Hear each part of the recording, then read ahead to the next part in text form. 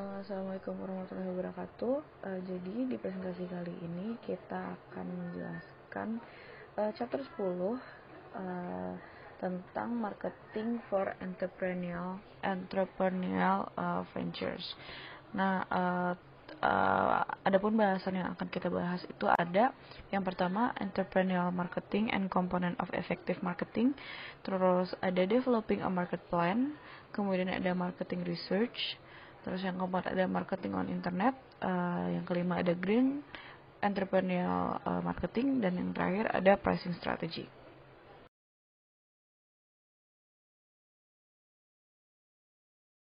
Nah, yang pertama ini ada entrepreneurial marketing and component of effective marketing. Kita bakal ngebahas kenapa entrepreneurial marketing itu esensial dan bagaimana entrepreneurial marketing itu dijelaskan.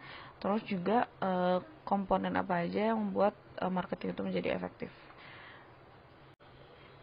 Nah, yang pertama apa sih entrepreneurial marketing dan kenapa itu penting? Definisi dari entrepreneur marketing itu adalah identifikasi proaktif dan eksploitasi peluang untuk memperoleh dan mempertahankan pelanggan yang menguntungkan melalui pendekatan inovatif untuk manajemen risiko, pemanfaatan sumber daya, dan penciptaan nilai. Nah, buat entrepreneur sendiri itu target pasar dan mengembangkan model bisnis itu mengembangkan model bisnis yang sesuai dengan kebutuhan dan keinginan konsumer itu adalah alasan keberadaan dari bisnis tersebut. Makanya pemenuhan kebutuhan dan keinginan konsumen itu tuh hal yang penting banget yang harus dipenuhi oleh si entrepreneur dalam mengembangkan marketing plan, dan harus stay intimately dengan konsumen dan kebutuhannya. Yang menarik adalah si entrepreneurial marketing ini tuh sedikit berbeda sama si traditional marketing. Nah, kalau misalnya traditional marketing itu mereka lebih ke cost driven, di mana mereka itu menekan cost sekecil mungkin untuk melakukan pemasarannya. Nah, kalau misalnya di entrepreneurial marketing ini mereka lebih menggunakan konsep revenue driven. Nah, revenue driven itu bisa dikenal dengan apa ya istilahnya, bakar duit lah. Jadi kayak ini bisa ditemukan di e-commerce sekarang, dan startup kebanyakan mereka bakar duit. Nah, konsep ini tuh menyebutkan bahwa investor itu lebih peduli sama entrepreneur yang bisa mendatangkan demand dan mengenerate profit daripada bisnis yang ya udah low cost tapi big profit. Sebenarnya konsepnya slightly different, tapi ya intinya mereka nggak peduli berapa uang yang mereka keluarkan, yang penting bisa mengenerate profit dan mendatangkan demand. Nah, ini tuh jadi beban tersendiri juga buat entrepreneur. Kenapa? Karena mereka harus melakukan marketing dan advertising yang sesuai dengan tepat sasaran. Jadi kalau misalnya market research-nya nggak tepat atau fundamental dari marketing plan-nya itu nggak tepat, bisa jadi si bakar duit yang udah dilakukan ini tuh malah tidak mendatangkan demand dan tidak mengenerate profit. Mungkin tadi si cost driven dan revenue driven ini tuh agak membedakan si traditional marketing dan entrepreneur marketing, tapi mungkin si prinsip marketingnya itu masih sama. Mereka masih menggunakan marketing mix yang sama, cuma mungkin secara khusus konteks dan objektifnya mungkin beda. Nah, di prinsip marketing yang sama ini, di marketing mix yang sama ini, karena kan kita pakai prinsip 4P, yaitu product, price, promotion, and place. Nah, tapi seiring berkembangnya zaman juga si marketing mix ini tuh jadi berubah, jadi berevolusi menjadi marketing mix yang lebih customer centric, yaitu jadi 4C. Nah, 4C ini tuh customer solution, customer convenience, customer communication, dan customer cost. Di zaman era digitalized kayak gini, dengan konsumer lebih mudah untuk berpartisipasi, jadi kayak ada perkembangan yang lebih jauh, kayak ada shifting paradigma dari yang dulunya pelanggan itu adalah objek pemasaran, dan sekarang tuh si konsumen jadi terlibat lebih dalam gitu untuk membentuk si marketing mix ini. Nah, dari partisipasi konsumen yang lebih aktif, konsumen tuh berperan menciptakan produk atau layanan yang mereka inginkan. Jadi kayak tadi kan customer solution, jadi si bisnis itu lebih fokus ke solusi apa yang bisa diselesaikan, dan harapannya ya solusi ini tuh diterimanya dari customer, mereka yang butuh. Jadi lebih menciptakan produk, layanan, dan pengalaman yang si customer inginkan. Terus juga pelanggan sekarang itu membentuk suatu komunitas atau bagian integral dari jaringan promosi.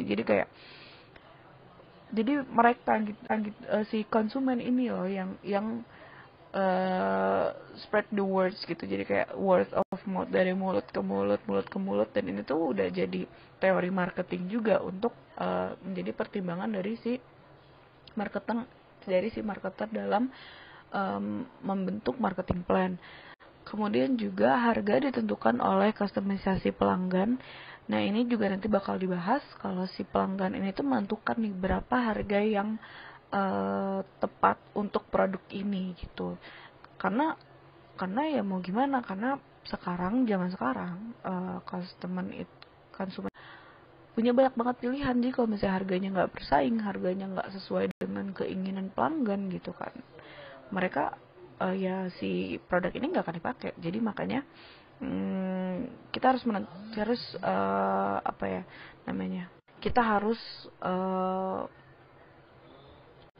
mengkonsiderasi si customer convenient ini. Jadi mereka harus convenient untuk membeli produk kita.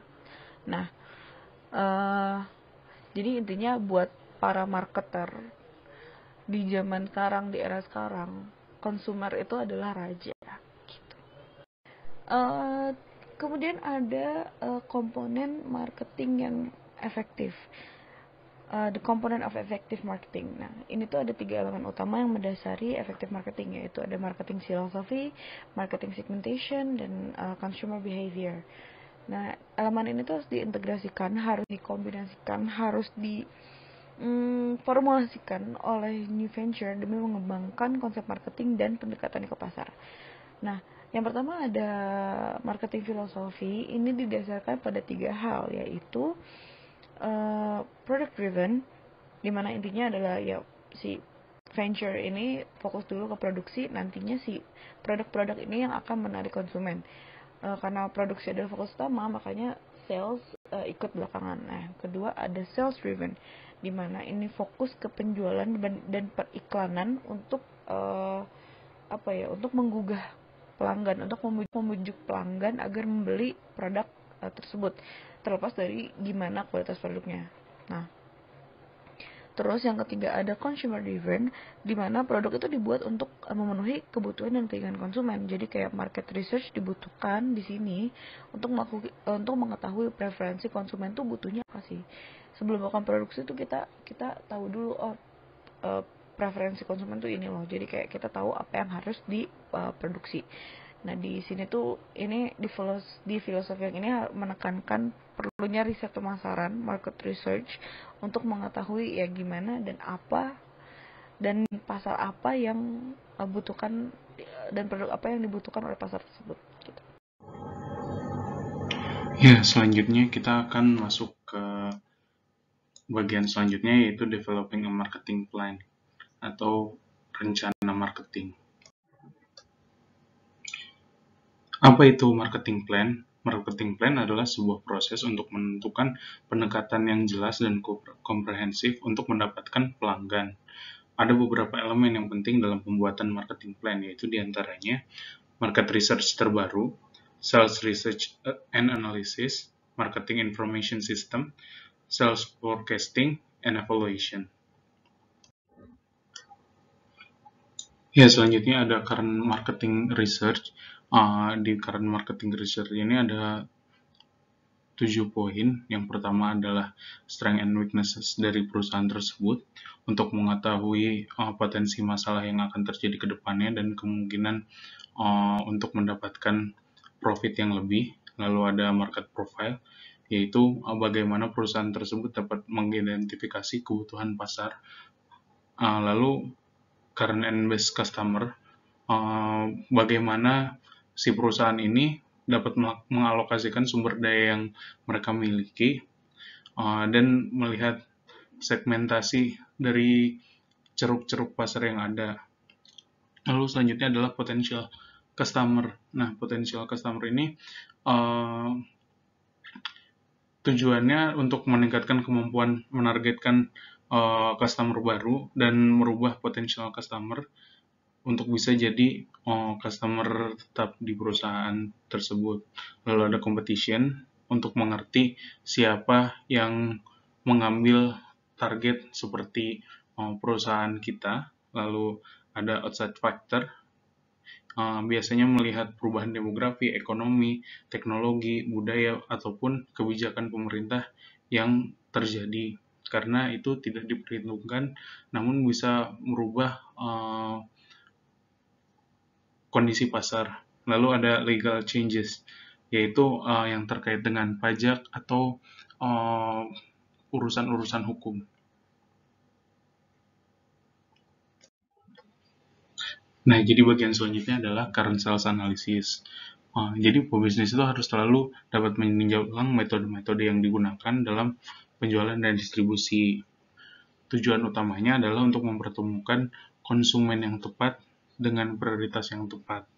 Nah, ada beberapa pertanyaan yang harus dijawab dari current sales analysis ini, yaitu yang pertama, apakah potential customer itu di treatment dengan baik dan benar, seperti uh, dalam uh, bargaining dia jadi prioritas utama, lalu dihubungi beberapa kali, selalu diingatkan dan lain-lain. Lalu selanjutnya orang yang dikontak ke perusahaan lain adalah pengambil keputusan. Jadi customer yang dihubungi adalah decision maker-nya. Ini penting kalau di skema B2B atau business to business, karena kalau yang dikontak decision maker-nya, dia akan bisa langsung memberi keputusan apakah bakal jadi customer di perusahaan tersebut atau enggak. Lalu pembagian kerja sesuai dengan potensi pasar dan kemampuan sales. Jadi gimana tim penjualan itu membagi pekerjaannya sehingga orang yang tepat untuk menangani skup pasar yang cukup besar dapat ditaruh di tempat yang tepat dan sebaliknya. Lalu apakah komunikasi yang terjalin sudah benar, informasi yang dilaporkan dari bagian penjualan sudah cukup, atau si salesman mengerti atau tidak apa yang sebenarnya dibutuhkan oleh pelanggan. Nah, lalu yang terakhir adalah bagaimana konsumen potensial dan pertumbuhan itu mempengaruhi total sales. Nah, jadi selanjutnya adalah marketing information system. Apa sih marketing information system itu? Yaitu sistem yang mengorganisir data terkait cost, revenue, dan profit berdasarkan data pelanggan, dan juga berguna untuk melihat efektivitas strategi yang diambil atau keputusan yang diambil, serta program-program yang dijalankan untuk terkait marketing. Ada 5 hal yang penting untuk di-note dalam information system ini, yaitu yang pertama data reliability, lalu data usefulness or intelligibility, lalu selanjutnya system cost, data relevance, dan reporting system timeliness. Data reliability, seperti yang sudah kita pelajari, data ini dapat menunjukkan realitanya atau tidak, bagaimana reliabilitasnya. Lalu data usefulness atau intelligibility, yaitu data yang sudah diambil berguna atau tidak untuk memperkirakan sales atau dan lain-lain. Lalu sistem cost, seberapa besar information system ini beban yang harus ditanggung secara finansial. Lalu ada data relevance atau relevansi data. Jika ini mirip-mirip sama reporting system timeliness. Jadi jika data tersebut sangat berguna, terus sangat mencerminkan keadaan yang nyata, cost-nya sudah kecil namun tidak relevan, atau mendapatkan datanya telat sehingga data tersebut tidak bisa digunakan lagi, ya tidak berguna gitu. Jadi setiap faktor dari uh, yang kami sampaikan di sini itu penting. Nah, selanjutnya ada sales forecasting dan evaluation. Sales forecasting ini atau proyeksi sales itu proyeksi penjualan, yaitu proses untuk memproyeksikan penjualan di masa depan berdasarkan data historical tentang penjualan yang dimiliki.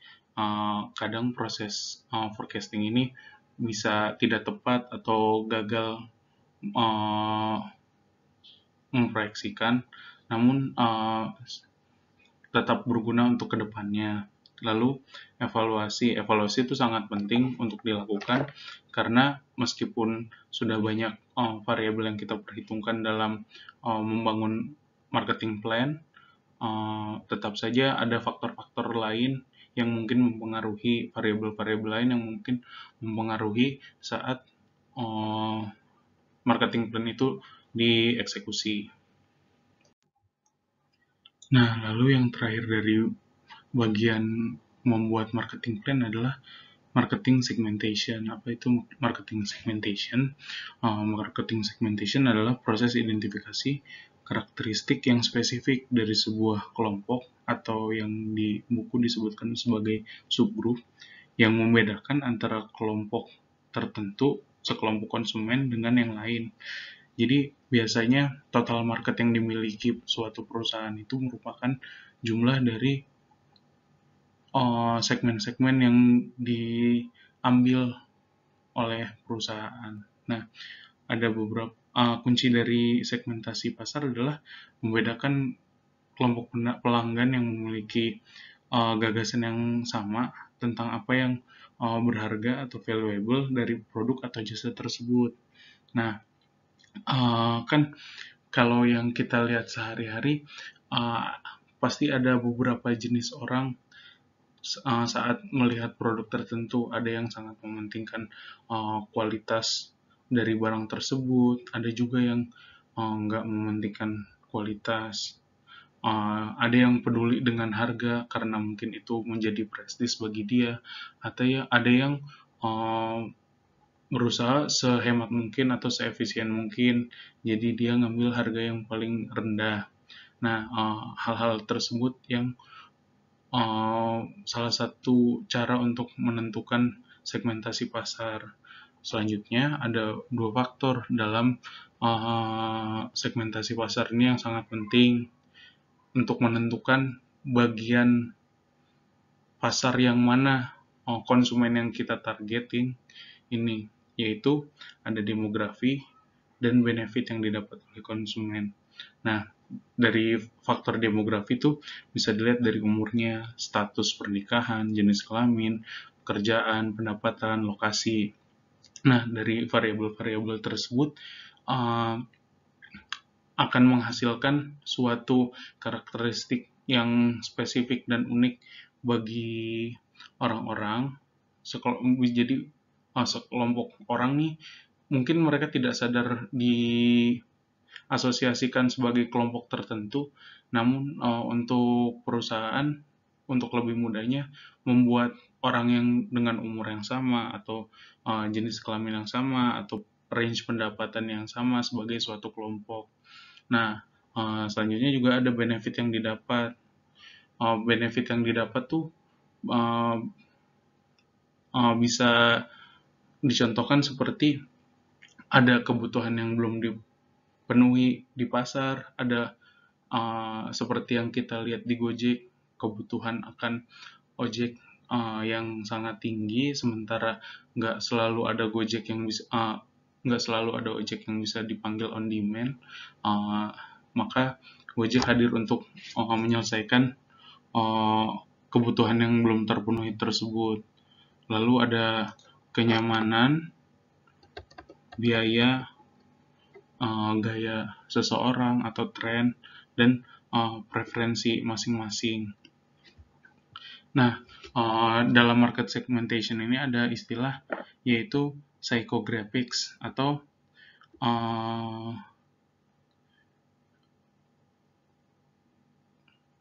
grafik yang dihasilkan sesuai karakteristik orang gitu. Jadi psychographics adalah analisis statistik dari karakteristik psikologi seseorang yang mempengaruhi perilaku berbelanja mereka. Jadi seperti yang kita tahu di Google Ads misalnya, mereka punya profiling sendiri. Jadi kalau di akun Google tuh bisa nyalain atau dimatiin personalized ad-nya atau iklan-iklan yang dipersonalisasi sesuai profil kita. Jadi sebelum mereka memberi iklan dari Google Ads, dia bakal profiling dulu kita. Kalau untuk mahasiswa kan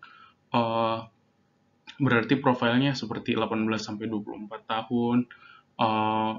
Mahasiswa juga menjadi salah satu status yang penting. Terus interestnya, misalnya kalau di jurusan kita interestnya lebih ke ekonomi, belajar dan lain-lain. Nah, dari profiling yang mereka lakukan terkait kita, mereka membangun database terus memasukkan kita ke subkelompok yang mana nih, subkelompok mahasiswa misalnya. Jadi setelah itu database-nya diberikan kepada perusahaan yang ingin mengiklankan, lalu dipilih segmen-segmen tertentu untuk mengiklankan produknya ke Google Ads gitu.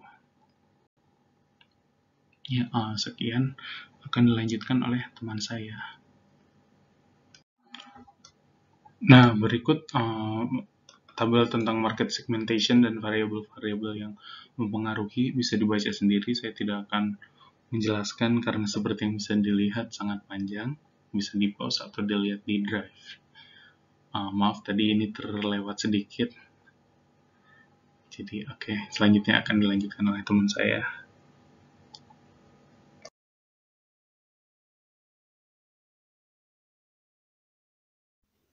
Sebelum kita membahas lebih lanjut tentang riset pemasaran, kita harus mengetahui apa itu riset pemasaran. Riset pemasaran meliputi pengumpulan informasi tentang pasar tertentu, diikuti dengan analisis informasi tersebut. Kunci dari analisis pemasaran yang efektif adalah riset pemasaran. Sebelum melakukan suatu kampanye, pengusaha harus mengetahui dan memahami prosedur riset pemasaran untuk mengumpulkan, memproses, dan menafsirkan informasi pasar. Selanjutnya, terdapat 5 tahapan utama dalam melakukan riset pemasaran. Yang pertama, menentukan maksud dan tujuan dari suatu penelitian. Yang kedua, mengumpulkan data sekunder. Tahap ketiga, apabila data sekunder belum cukup, yaitu mengumpulkan data primer. Yang keempat, mengembangkan instrumen pengumpulan informasi tambahan jika data sekunder dan data primer dinilai belum cukup untuk memenuhi variabel-variabel penelitian pemasaran atau riset pemasaran. Dan yang langkah terakhir yaitu menafsirkan dan melaporkan informasi yang sudah didapat dan diolah oleh suatu riset.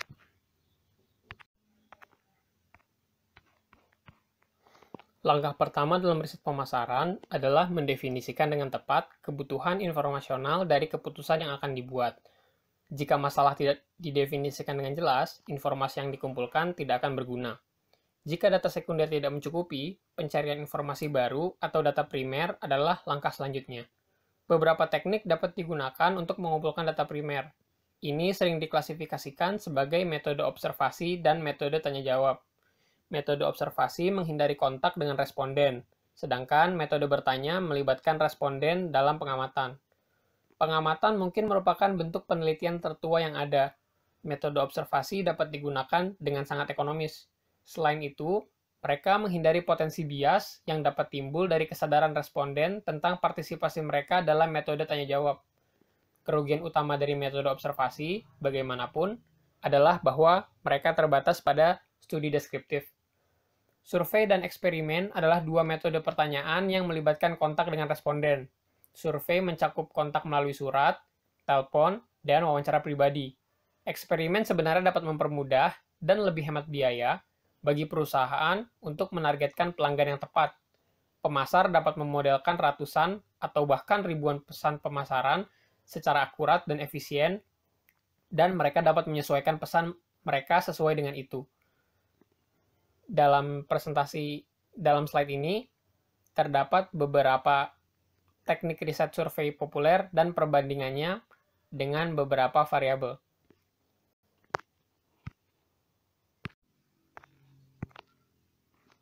Berikut tampilan di slide adalah lanjutan dari perbandingan antar teknik riset survei populer. Misalkan terdapat harga sebagai variabel percobaan dan volume penjualan sebagai variabel terikat, mengukur hubungan antar dua variabel ini tidak akan terlalu sulit jika tidak banyak variabel yang diikutsertakan. Pemasar langsung atau direct marketer telah lama menggunakan teknik sederhana seperti pengiriman terpisah untuk membandingkan bagaimana pelanggan bereaksi terhadap harga atau penawaran promosi yang berbeda. Contoh lain adalah meluncurkan produk di pasar uji. Produk baru biasanya diperkenalkan di sejumlah kota tertentu. Jika memungkinkan, gunakan pertanyaan berskala daripada pertanyaan ya atau tidak sederhana untuk mengukur intensitas sikap atau frekuensi pengalaman. Misalnya, daripada bertanya apakah kami memiliki asisten penjualan yang ramah, lebih baik ditanyakan bagaimana Anda mengevaluasi keramahan asisten penjualan kami, dan minta responden memilih tanggapan pada skala 5 poin, mulai dari sangat tidak ramah dengan 1, hingga sangat ramah dengan poin 5. Setelah data yang diperlukan terkumpul, mereka dapat dikembangkan menjadi informasi yang dapat digunakan. Data dalam jumlah besar dapat diasumsikan atau dianggap sebagai fakta.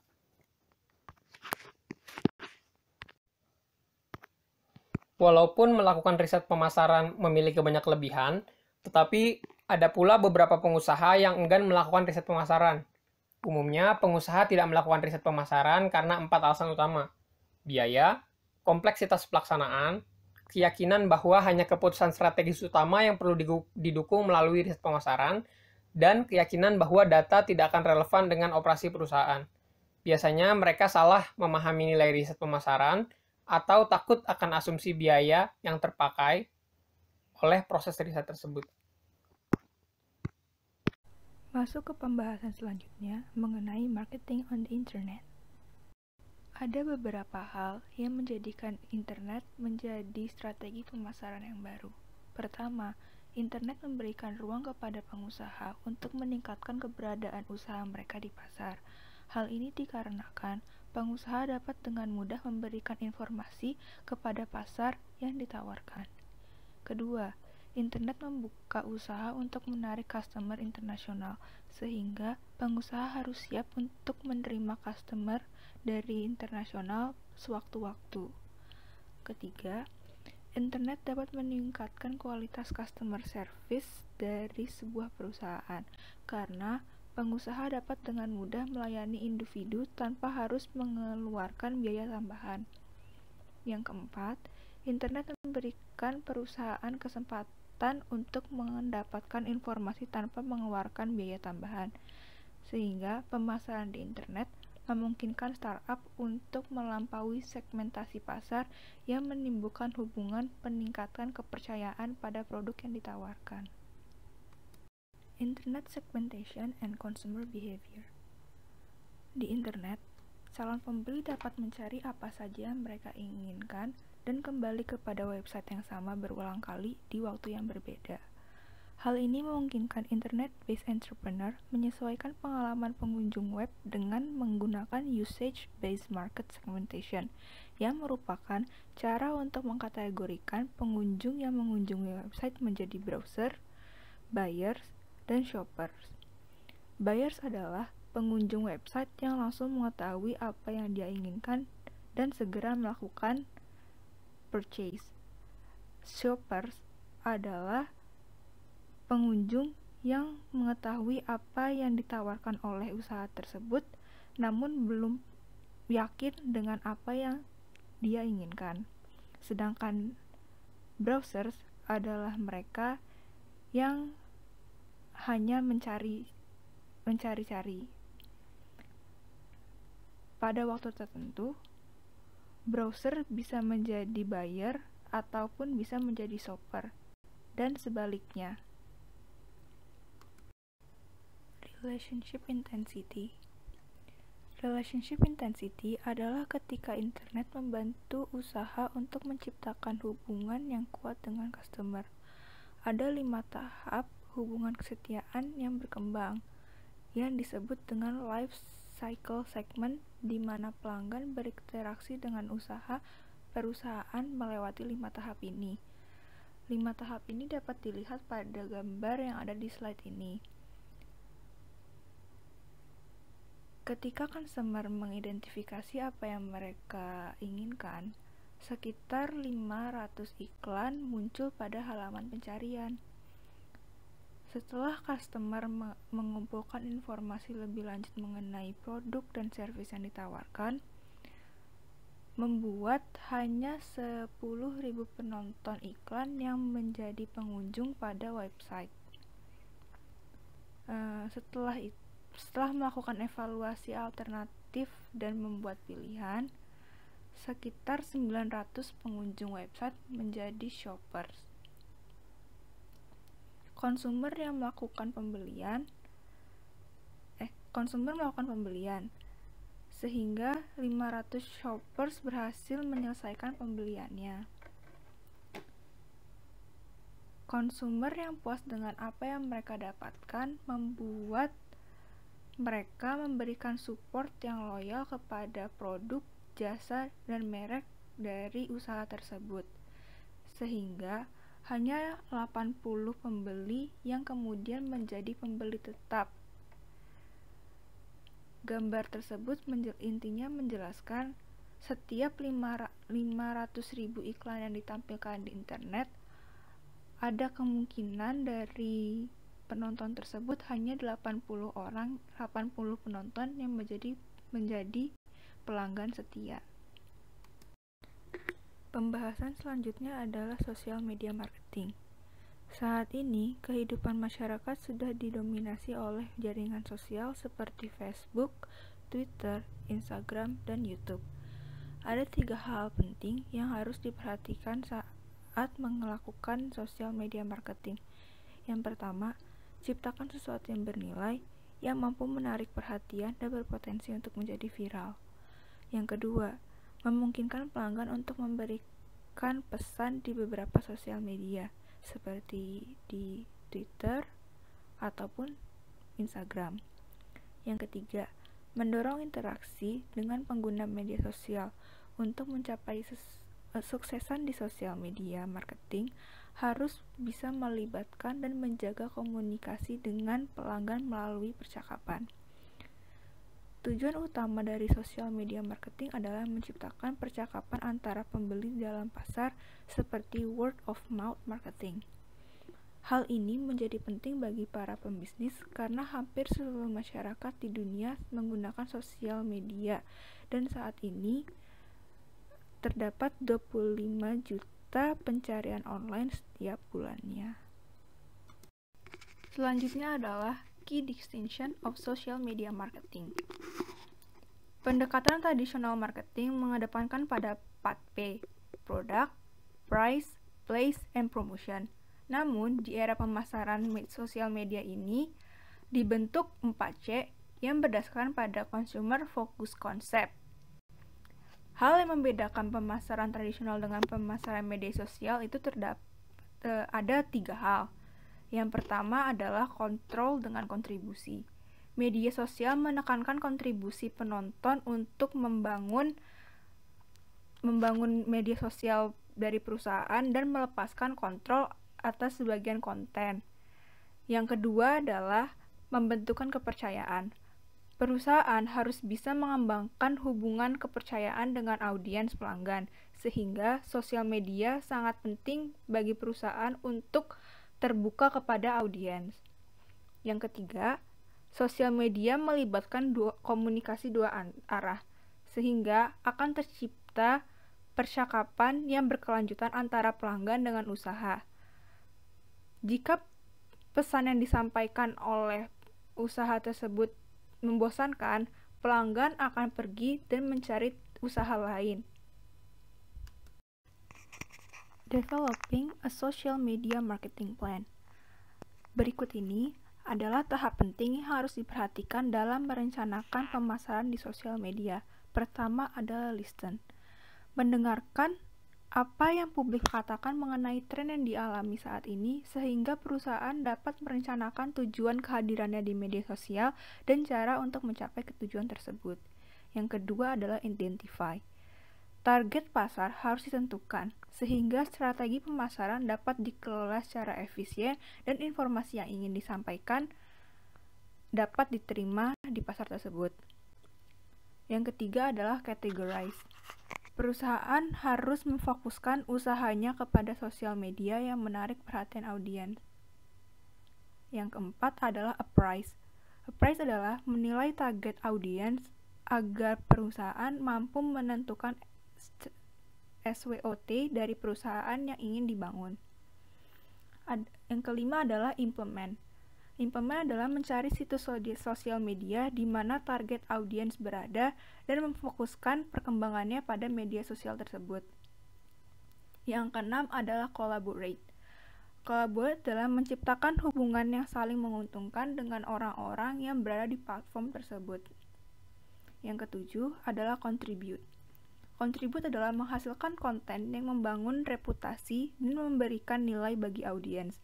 Ketika perusahaan lebih mengetahui sebuah area daripada yang lain, akan memberikan signal kepada orang di sekitar jika produk yang ditawarkan oleh orang tersebut memiliki kualitas yang tinggi dibanding dengan orang lain. Yang kedelapan adalah convert. Convert adalah merubah strategi eksekusi yang sudah dibuat menjadi apa yang ingin dicapai. Yang terakhir adalah monitor. Monitor adalah mengevaluasi pelaksanaan pemasaran yang sudah dilakukan di media sosial. Pembahasan terakhir pada marketing on the internet adalah mobile marketing. Saat ini, telepon genggam sudah menjadi hal wajib yang dimiliki kebanyakan orang, sehingga seseorang akan selalu tersambung dengan jaringan sosial. Ketika seseorang sudah tersambung dengan jaringan sosial, akan memudahkan orang tersebut membagikan konten-konten yang ada di sosial media kepada orang lain. Hal ini juga yang membuat mobile marketing menjadi jenis pemasaran yang memiliki dampak besar bagi perusahaan yang berhasil menggunakan metode ini sebagai strategi pemasaran mereka. Saat ini, sudah banyak perusahaan yang menggunakan sosial media untuk berhubungan dengan konsumen. Penggunaan telepon genggam memberikan banyak peluang pemasaran seperti aplikasi media sosial, kirim pesan, dan iklan online. Halo, saya Muhammad Anugrah Luhur akan membahas soal Green Entrepreneurial Marketing atau disebut sebagai Green Marketing. Nah, jadi Green Marketing apa? Jadi Green Marketing adalah kegiatan pemasaran yang berfokus pada recycling, biodegradableness, and positive health dari suatu produk. Nah, jadi produk-produk yang akan dikeluarkan oleh perusahaan akan bernuansa bisa di-recycle, berbahan dasar bisa biodegradable atau misalkan terurai, terus membawa positive impact lah bagi lingkungan, dan kayak proses pembuatannya juga bukan yang merusak alam ya, gitu. Nah, jadi green marketing ini bagus. Kenapa? Karena kalau misalnya apalagi kalau misalnya kita ingat kalau sekarang dunia kan sedang dalam keadaan global warming ya, yang sangat parah juga. Walaupun sekarang kita lagi corona, tapi sebenarnya kan emisi karbon dan segala macamnya tetap kayak ngebuat kita tetap dalam keadaan yang sedang gawat kan. Nah, jadi green marketing ini adalah suatu hal yang sebenarnya baik. Nah, tapi selain dari itu sebenarnya ada kontroversi juga. Nah, akan kita bahas selanjutnya di slide selanjutnya. Nah, ini slide selanjutnya. Jadi di slide selanjutnya tadi kan aku udah ngomong ya. Jadi green marketing ngasih dampak yang baik. Nah, jadi kayak green marketing jadi digunakan sebagai movement kayak apa yang kayak ngebantu lingkungan. Nah, jadi dengan green marketing diharapkan perusahaan juga menjadi yang lebih bertanggung jawab akan kegiatan lingkungannya. Jadi kayak apa ya, CSR-nya jalan lah, corporate social responsibility-nya, atau misalnya bahasa Indonesia pasti tanggung jawab sosial dari perusahaannya itu jalan. Seperti itu, dengan tidak merusak alam dan lain sebagainya. Nah, tapi selain dari itu juga ada kontroversinya. Nah, kontroversinya tuh kayak gimana? Nah, kontroversinya tuh disebut sebagai dengan nama greenwashing ya. Jadi produk yang dibuat itu kayak mislead gitu terkait environmental benefit atau dari produk, service atau teknologi dari suatu perusahaan. Kayak gimana sih contohnya? Ini contohnya salah satu berasal dari H&M. Nah, jadi H&M ini pada tahun 2019 ngeluarin namanya green long sleeve shirt. Nah, jadi katanya dari produk H&M yang baru ini 100% organik cotton atau misalkan dari kapas 100% organik.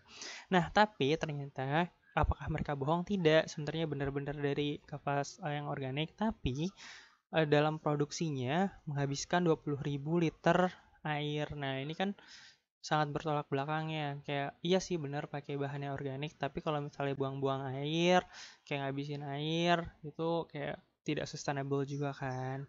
Gitu. Jadi ini termasuk salah satu bentuk greenwashing.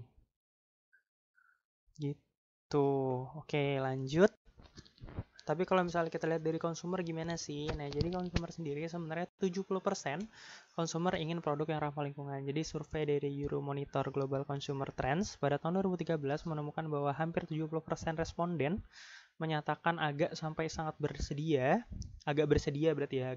sampai sangat bersedia untuk membelanjakan lebih banyak untuk produk ramah lingkungan jika dibandingkan dengan produk biasa yang serupa. Maksudnya gimana sih? Jadi kalau misalnya dibandingin kalau ada dua produk yang sama-sama harganya sama, terus misalkan kayak kualitasnya sama, tapi kalau misalnya yang satu ramah lingkungan, yang satu tidak ramah lingkungan, jadi 70% konsumer tuh lebih ingin yang ramah lingkungan dibandingin yang tidak ramah lingkungan. Ini sebenarnya nilai plus ya. Jadi sebenarnya marketnya tuh udah ada. Nah, tapinya bakal dibahas di slide selanjutnya nih. Nah, ini teman-teman masuk ke tadi kan udah ngomong namun, ya, jadi ternyata namun ada masalah terkait produk yang ramah lingkungan. Nah, masalahnya apa aja sih? Nah, jadi yang pertama, secara global, ya, jadi konsumsi masyarakat masih dalam keadaan yang tidak sustainable. Nah, aneh dong. Tadi katanya kayak secara data 70% konsumer ingin produk yang ramah lingkungan, tapi kok ternyata secara global nggak seperti itu. Nah, kenapa sih?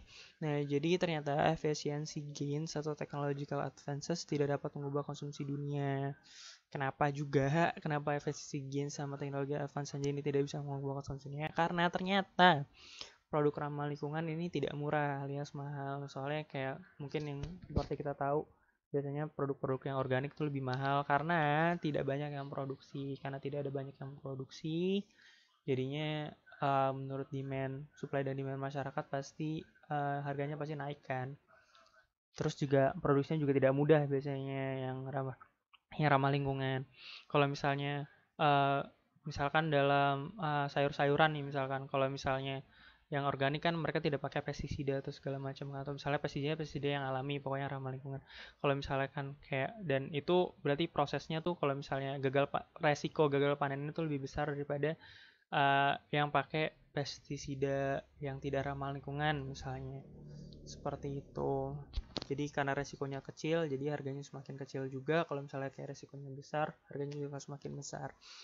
Mungkin seperti itu. Nah, terus ada masih adanya kebingungan akan ketidakmengertian akan produk labeling.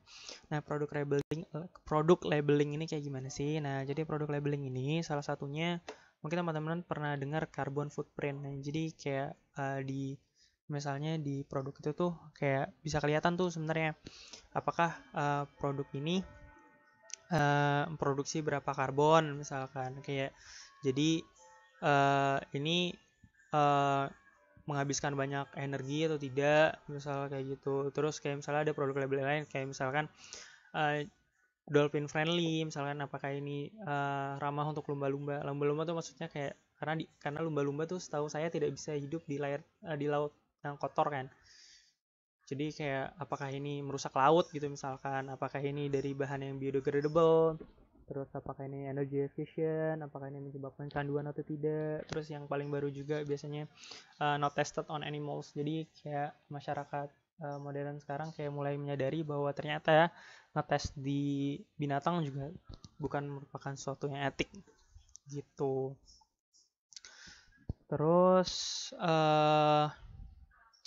Ya, gitu. Nah, juga dari konsumen sendiri juga belum mengerti akan pentingnya tindakan akan global warming. Nah, jadi sebenarnya ada dua macam konsumen ya. Yang pertama ecological fatalism, yang kedua ecological concern. Nah, jadi sebenarnya yang belum paham nih yang di ecological fatalism. Nah, ecological fatalism nih kayak gimana sih? Jadi mereka adalah tipe-tipe konsumer yang menganggap bahwa polusi adalah suatu hal yang tidak bisa dihindari dan emang di mereka menganggap itu suatu hal yang lumrah dan harus di-accept dari as part of their life gitu loh. Jadi misalkan kayak ini ada salah satu contohnya. Jadi kayak mereka tuh nggak bisa mengkompromisasikan bahwa sebenarnya kan tadi kan aku ngomong kalau misalnya beli sesuatu harganya lebih mahal, kayak mereka jadi reluctant buat beli gitu kan. Nah, mereka tuh nggak bisa mengkompromikan bahwa kayak dengan lebih mahalnya sedikit mereka bisa menyelamatkan lingkungan. Mereka mikir kayak ya udahlah nggak apa-apa, harganya gue beli harganya lebih murah aja, toh sebenarnya polusi juga sebenarnya nggak apa-apa gitu misalkan. Mungkin bisa diartikan seperti itu ya. Jadi ini sebenarnya sedih juga soalnya kayak ini mungkin salah satu contoh juga. Jadi di Malaysia, ini contoh dari buku ya. Jadi di Malaysia, sebenarnya di Indonesia juga. Kayak kalian ingat gak sih? Jadi kalau misalnya kalian pernah ke Bali, jadi di Bali itu sejak tahun 2019 kalau nggak salah, itu diberlakukan peraturan tidak ada plastik dari supermarket. Jadi kayak nggak dikasih kantong plastik belanjaan gitu kan.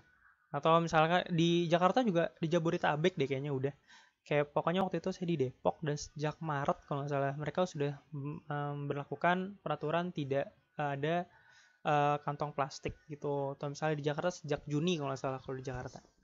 Nah, jadi kayak banyak ternyata konsumen-konsumen itu yang marah, yang nggak suka karena mereka berpikir, oh, masa kayak gue cuman buat nyelamatin lingkungan gue harus bayar 5.000 setiap gue belanja buat beli apa namanya plastik, bukan plastik, apa sih namanya, kantong belanjaan dari kain gitu kan. Mereka nggak ngerti sebenarnya kalau misalnya ternyata kalian belanja pakai kantong plastik yang tadinya dari supermarket itu kayak menggunakan bahan yang tidak bisa terurai dalam waktu yang sebentar. Banyak orang-orang yang tuh nggak ngerti gitu teman-teman. Sedangkan yang satu lagi namanya ecological consumer, satu lagi namanya ecological concern. Nah, yang ini yang kita harus menjadi seperti itu adalah kayak kita tahu nih kalau misalnya industri produk-produk yang kita pakai itu ngeluarin namanya polusi. Jadi kayak bedanya dengan ecological fatalism kan mereka mengaccept ya udahlah biarin aja. Nah, kalau concern tuh kayak gimana caranya kita bisa mengurangi hal tersebut gitu teman-teman. Kayaknya udah itu aja dari saya. Selanjutnya akan dilanjutkan oleh teman saya.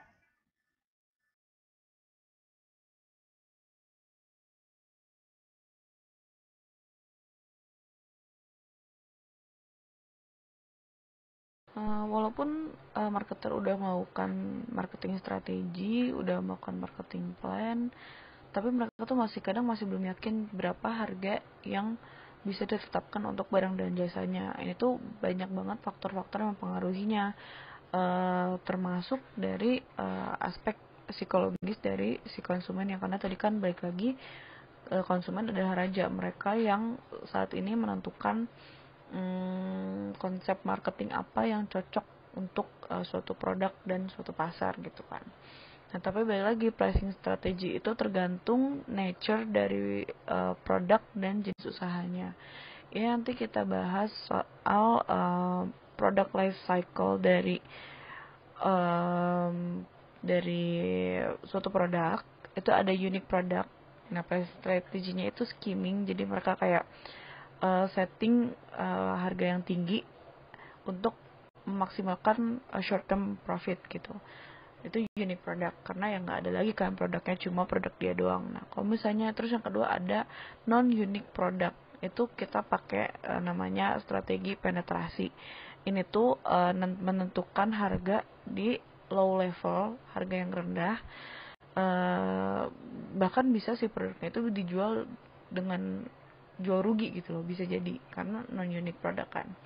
Terus ada growth stage ini tuh pakai strategi consumer pricing. Ini tuh mengkombinasikan penetrasi dan competitive pricing untuk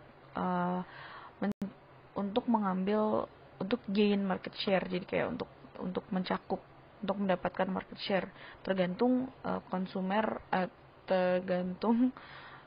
value yang dinilai sama konsumen terhadap suatu produk. Yang kedua, maturity stage. Maturity stage ini mungkin si produknya udah mulai agak dikenal gitu kan, udah menuju peaknya gitu. Kalau misalnya di grafiknya tuh growth stage kan masih di awal, masih agak naik. Nah ini tuh maturity stage itu udah mulai peak gitu, udah mulai puncaknya. Dan itu pakai strategi demand oriented pricing. Jadi ini strateginya lebih fleksibel. Basisnya adalah basis si keputusan penentuan harganya itu adalah demand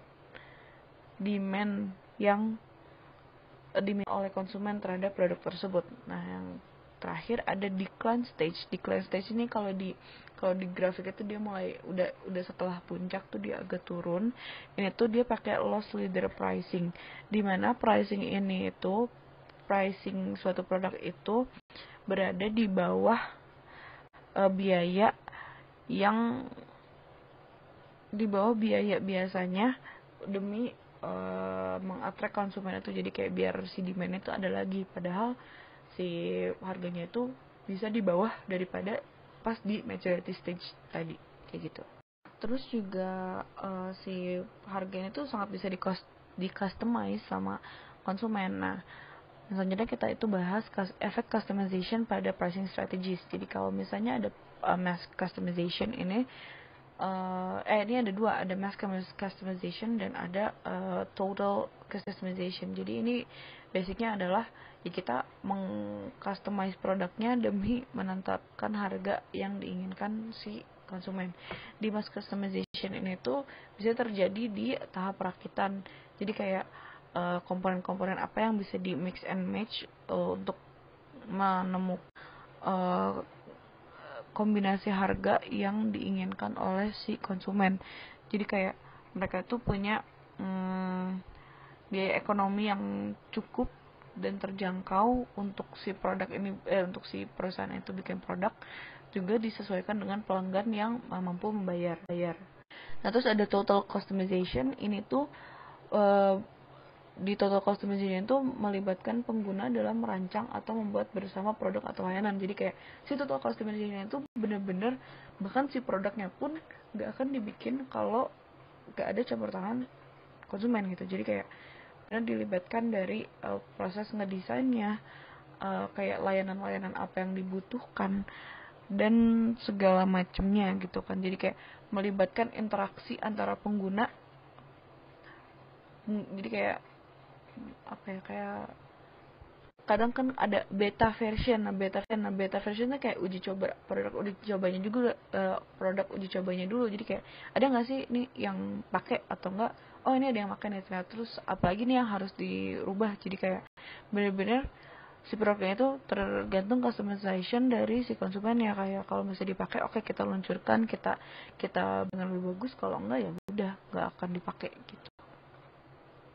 Di masa sekarang internet startup itu mempunyai unique way, cara yang unik untuk mengenerate revenue dari awal banget. Jadi kayak mereka bikin model, bikin plan, bikin konstruksi gimana mereka bisa membangun si layanan mereka.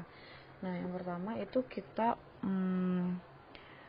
ada banyak variasi. Variasi yang pertama adalah freemium model, dimana ini tuh kayak awalnya basicnya gratis, tapi kalau misalnya mau layanan yang lebih advance, layanan yang lebih lengkap, itu kita pakai harus bayar gitu, harus bermembership. Kayak misalnya Zoom gitu, kalau dipakai nggak apa-apa, pakai aja, cuma ada batas waktu 45 menit. Nah, kalau misalnya mau unlimited ya kan kita harus bayar membershipnya gitu, misalnya seperti itu. Terus kalau misalnya ada Google Drive, Google Cloud gitu, kayak dikasih cuma sekian gigabyte, cuma 15 gigabyte. Kalau mau unlimited, kalau mau lebih harus bayar. Saya kayak gitu. Terus affiliate model. Nah, ini tuh kayak mereka tuh nge-track si trafficnya, ramai nggak sih si situs ini tuh, kayak dari situs ini tuh bisa spread the words gak sih, bisa apa ya, kayak si si apps ini tuh kayak misalnya YouTube gitu kan. YouTube tuh kan konten creator tuh banyak yang ini banyak yang nonton, jadi kayak gue bisa kita si produk tuh bisa iklan gitu, mereka naro dimonetize juga, jadi kayak kalau trafficnya banyak bisa dimonetize dengan banyak, bisa generate uang dengan lebih banyak gitu kan. Terus subscription model ini tuh ya, ini sebenarnya dari awal harus bayar, beda sama freemium. Kalau freemium kan basicnya gratis, kalau misalnya subscription emang dari awal harus bayar. Contohnya ada aplikasi ini masterclass tuh, atau enggak Patreon. Nah, mereka berdua itu kayak kalau misalnya mau akses layanannya, kalau mau lihat konten-kontennya tuh harus bayar di awal, nggak ada basic free kayak freemium, jadi kayak benar-benar harus bayar dari awal. Virtual goods model ini tuh biasanya mereka buat ditaruh di game, kayak kalau misalnya di game ini mau beli skin ini harus bayar segini, kayak misalnya ya banyak lah game yang kalau mau upgrade beli senjata ini, kalau mau beli skin ini segala macam harus bayar, jadi virtual goods model gitu. Terus yang terakhir ada advertising model. Nah ini tuh sebenarnya masih nyambung sama si affiliate tadi, jadi kalau misalnya si trafficnya banyak, jadi mereka bisa nge-charge uang, naruh harga lebih tinggi daripada yang trafficnya rendah.